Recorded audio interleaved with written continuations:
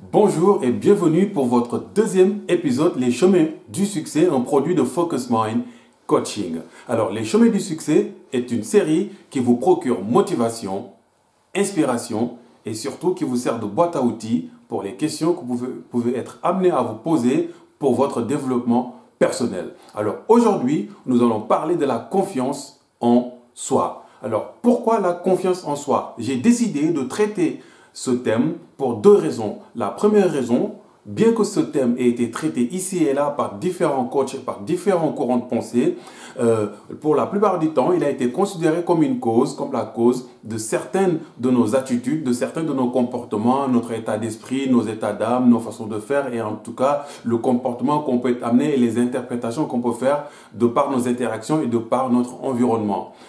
Aujourd'hui, nous savons que la confiance en soi est tout simplement un effet de l'estime de soi qui lui est un produit de l'image de soi. Donc l'image de soi, en un mot, est le garant de l'estime de soi, mais aussi de la confiance en soi. La deuxième raison qui me pousse à traiter ce thème, c'est que, en effet, l'image de soi est la clé de la personne humaine. L'image de soi détermine littéralement qui on est en société, qui on est dans tous les domaines, dans tous les éléments de notre vie. Donc, je ne vois pas une question plus intéressante et plus importante pour nous à traiter. Donc, sans plus tarder, nous allons nous lancer dans le vif et traiter cette question. Alors, avant de commencer, je me permettrai de vous conseiller le livre de Maxwell Maltz. Maxwell Maltz a écrit un livre qui s'intitule La psycho-cybernétique. Il a été édité vers les années 1960.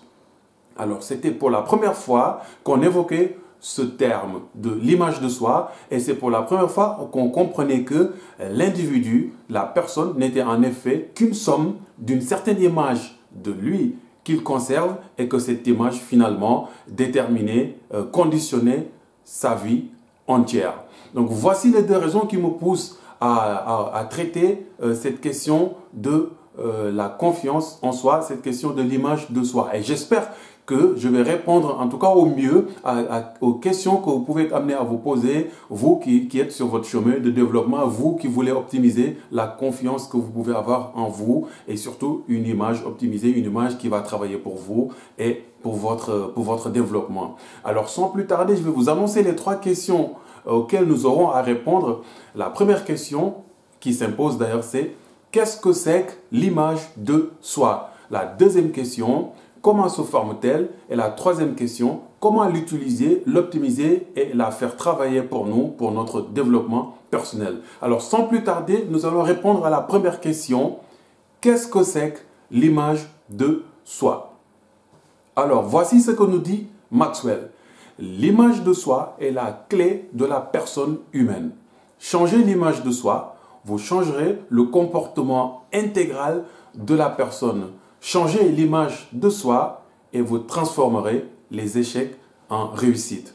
En un mot, l'image de soi va venir définir pour nous le champ de l'accomplissement, le domaine des possibilités, le domaine de faisabilité. Il va venir conditionner notre vie et conditionner ce que nous pouvons faire et ce que nous ne pouvons pas faire. L'image de soi va littéralement venir s'imposer à nous et dès lors, nous ne pouvons pas être autre que l'image de nous que nous traînons, l'image que nous avons accepté d'être, l'image que nous ne pouvons pas ne pas être. Alors l'image de soi va venir en fait définir pour nous nos attitudes, notre comportement, notre façon de penser, notre état d'esprit, notre bien-être et en un mot notre vie entière. Alors la deuxième question qui peut s'imposer dès lors, c'est comment se forme cette image de soi. L'image de soi se forme par plusieurs canaux et à plusieurs étapes de notre vie. Elle commence déjà à se former dès la prime enfance par le canal de l'autorité. Quand je dis l'autorité, nous avons l'autorité parentale, mais nous avons aussi les aînés, nous avons les institutions scolaires, nous avons les institutions religieuses comme l'église, etc. Nous avons aussi les interactions que nous pouvons être amenés à faire sur cette tranche d'âge de la prime enfance. Nous avons le canal de l'observation. Donc nous grandissons, nous observons nos parents, nos familles, les interactions de notre environnement immédiat, nos professeurs, nos conseils, nos modèles, à la télé, à la radio, à travers les journaux et en tout cas à travers les interactions et notre environnement tout entier. Et en troisième lieu, nous avons le canal de l'expérimentation. Alors l'expérimentation, c'est tout ce qu'on peut amener par expérimenter, toute notre expérimentation créatrice. Donc nous prenons l'exemple d'une personne qui passe son épreuve, ses épreuves et qui loupe son épreuve de mathématiques. Cette personne peut avoir deux réactions. Elle peut se dire, j'ai raté mes mathématiques tout simplement parce que je ne me suis pas très bien préparé et que la prochaine fois, je sais ce que j'ai à faire. Cette même personne peut se dire, j'ai raté mes mathématiques, donc je ne suis pas du tout faite pour les mathématiques. Dorénavant, les mathématiques sont bannies pour moi. Je ne suis pas, c'est pas fait pour moi. Voilà une même question et deux interprétations. Donc voici un élément d'interprétation qu'on peut faire et qui va venir impacter, qui va venir s'imprimer dans notre subconscience et de lors devient une vérité pour nous. Alors, tous ces éléments vont venir s'incruster dans notre subconscience. Aujourd'hui, nous savons que notre subconscience est maîtresse à bord. Notre subconscience littéralement conditionne 90% de nos réactions, 90% de nos interprétations, 90% de nos actions et la volonté, croyez-le ou pas, en fait, ne rentre en jeu que 10% des cas. D'ailleurs, Einstein nous le dit bien, chaque fois que l'imagination rentre en conflit avec la volonté, l'imagination l'emporte la main haute car même la volonté puise son énergie, puise ses faisabilités dans l'imagination. Alors voici comment se forme cette image de soi. Et la troisième question à laquelle nous allons répondre, comment utiliser cette image de soi pour la faire travailler pour nous, l'optimiser et ainsi adopter une confiance illimitée. Alors, qu'une chose soit claire, il n'y a pas de méthode mystérieuse pour aller développer cette image de soi. Il n'y a pas de méthode mystérieuse pour optimiser cette confiance en soi. Pour la bonne et simple raison que nous avons tout ce dont nous avons besoin pour travailler cette image de soi. Nous avons tout ce dont nous avons besoin pour travailler cette confiance en soi. Tout d'abord, il nous faut nous départir, nous séparer de nos croyances, de nos fausses croyances, de nos croyances limitantes.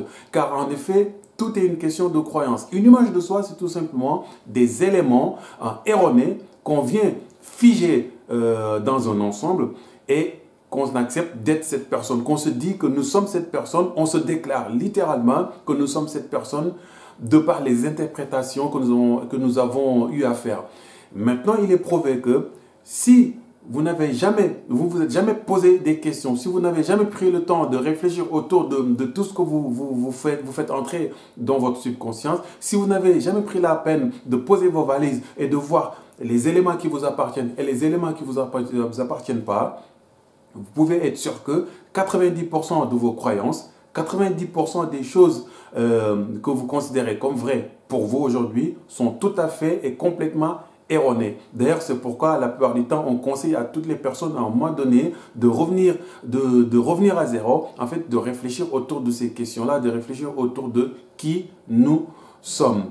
Alors, la formation de la confiance en soi est toute simple en fait.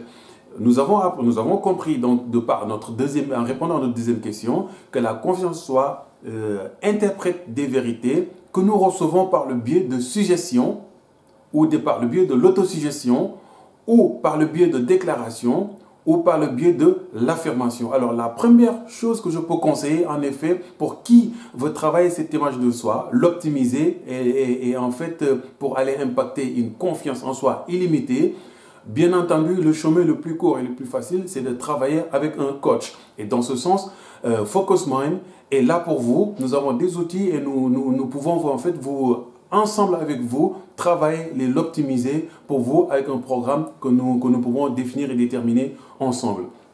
Alors, pour ceux qui souhaitent travailler en autonomie ou qui sont sur un développement autonome d'auto-coaching, en fait, pour ces personnes, je propose d'abord la première chose, c'est de décider. Il faut décider parce qu'en fait, c'est aussi simple que ça. Il faut juste à un moment donné décider que dès lors, dorénavant, je veux être telle personne. Et vous prenez un bout de papier, vous répertoriez d'abord la personne que vous êtes et que vous ne voulez pas être. Et d'un autre côté, vous répertoriez les personnes que vous aimeriez être, la personne que vous aimeriez être. Et dès lors, symboliquement, vous prenez la partie de la personne que vous ne souhaitez pas être, que vous déchirez symboliquement et pour décider que vous devez tourner la page avec cette personne. Et dès lors, vous allez vous focaliser comme un pilote de Formule 1. Il ne va pas se focaliser sur le mur qu'il ne veut pas toucher. Il va tout simplement se focaliser sur le point B qu'il veut atteindre. Vous aussi, de votre côté, vous mettez sur un papier la personne que vous souhaitez être et dès lors, vous le devenez par le biais de déclaration, par le biais d'affirmation, par le biais d'autosuggestion et surtout par une décision, par de la persévérance, par de la détermination et avec un plan d'action. Autrement, c'est vous qui décidez, c'est vous qui voyez. Alors là, le message ici, c'est que la connaissance est passive. Seule l'action est active. Par là, je veux dire que savoir que l'image de soi est quelque chose qu'on peut changer pour notre bénéfice est une chose, mais il faut du ressenti, il faut beaucoup de ressenti, il faut de l'action.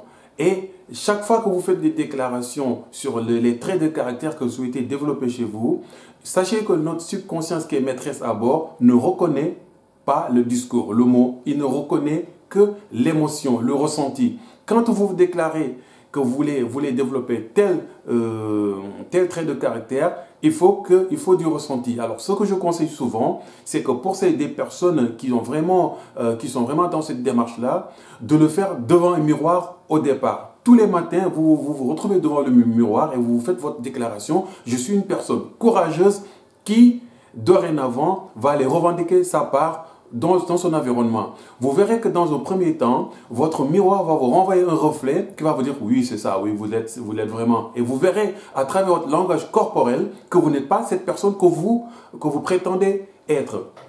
C'est là où ça devient intéressant parce que le miroir va vous servir de thermomètre. Dès lors, vous regardez le miroir et vous aurez envie de redéfinir votre posture. Vous vous déclarez courageuse, etc. Le miroir vous renvoie une personne avec les épaules qui tombent. Vous savez que ce que vous avez à faire, c'est de vous redresser, de carrer les épaules, de regarder encore droit dans les yeux votre miroir et de lui déclarer « Je suis une personne courageuse ». Et vous verrez que vous allez changer de dynamique, vous allez changer de posture et vous allez commencer à développer du ressenti, de l'émotion. Et c'est cette partie qui est la plus importante quand vous êtes sur votre chemin de changer cette image parce qu'en fait, chaque fois que de l'émotion s'incruste dans votre déclaration, cette même déclaration va venir s'imprimer dans votre subconscience et c'est comme ça que vous pouvez développer cette confiance en soi et ceci en vous basant sur la personne, les traits de caractère de la personne que vous avez annoncé vouloir devenir. Malheureusement, je n'aurai pas forcément trop le temps de rentrer dans les détails et de vous donner plus de techniques et plus de clés que ça.